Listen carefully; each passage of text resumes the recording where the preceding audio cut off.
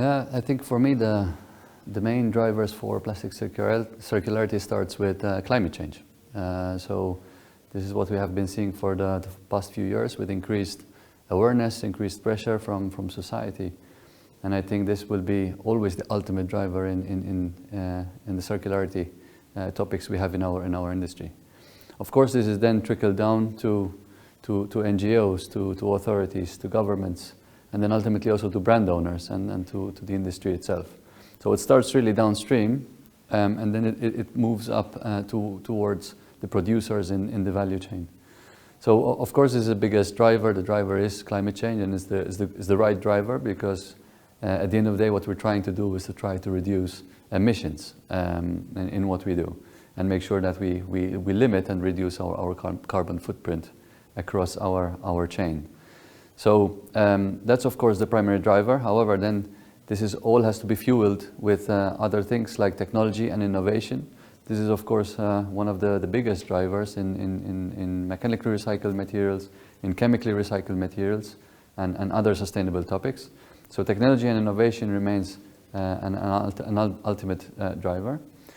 However, there's also other drivers for circularity. One of them is of course collaboration. Circularity will involve many different members in the chain, so we cannot do it alone. So each member or each participant in that chain will need to collaborate with others, both upstream and downstream. And I think that is a major driver and an enabler for circularity in plastics. Besides that, and perhaps the third point, which is also key, is regulation. Without regulation, it will be very difficult to reach certain objectives and certain targets in what we do. So I believe that the more pressure, more regulation we have, more standardization, this will all help us towards achieving our common goal in circularity.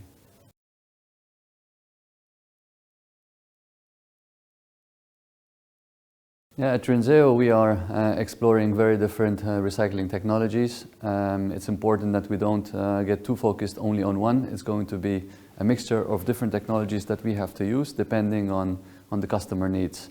So it depends on the applications and where the plastic will eventually be used. We will have to access different technologies. So in TRINSEO at the moment we have a lot already going on with, for example, mechanically recycled polycarbonates for applications like automotive. We also have, and we are participating in key European projects such as MMA2. This is studying the depolymerization of PMMA back to MMA, and the use of that monomer in order to produce, again, sustainable PMMA, which has equivalent properties as virgin PMMA.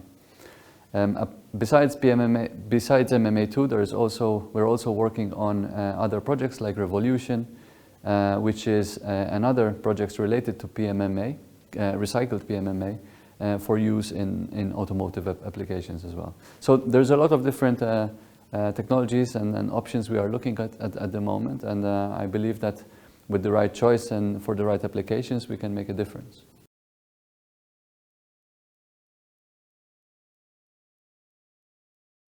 I think Go Circular was a very good conference. First of all, it's very nice to be back in person. What I mentioned before is collaboration is absolutely key towards circularity. And these are the kind of forums that we need, the kind of conferences that we need, that we can actually meet each other, network, collaborate.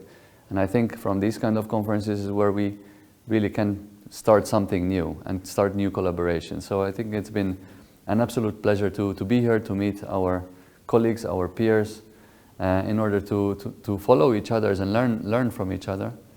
So I think it's been a very positive conference, very good speakers, very good and different topics, and yeah, we look forward to the next one.